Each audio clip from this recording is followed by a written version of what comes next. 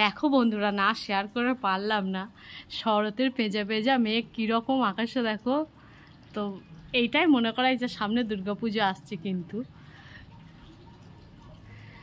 তো কি ভালো লাগছে না, যখন রোদ্রা জোর উঠছে হেভি লাগছে কিন্তু। আর গাছগাছালি সবুজের মধ্যে এরকম মেঘ কিন্তু দেখতে খুব ভালো লাগছে দেখো।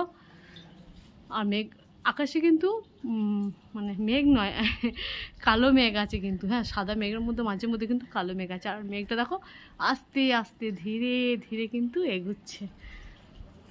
আর আমাদের দেখো দ্বিতীয় দফায় লেবু ধরেছে। এইগুলো কিন্তু এরকম গোল গোল হয়, প্রথমে এগুলো লম্বাটে হয়। শুধু এই থোকাটা দেখো, শুধু এই থোকাটা দেখো, কি বলবো, থোকাটা শুধু একবার দেখো। এই দেখো, এই দেখো কতটা বড় একটা জায়গা জুড়ে থোকাটা হয়েছে। হেভি লাগছে কিন্তু আকাশটা, দেখো কি ভালো লাগছে দেখতে। ও দারুণ লাগছে, দারুণ হেভি লাগছে।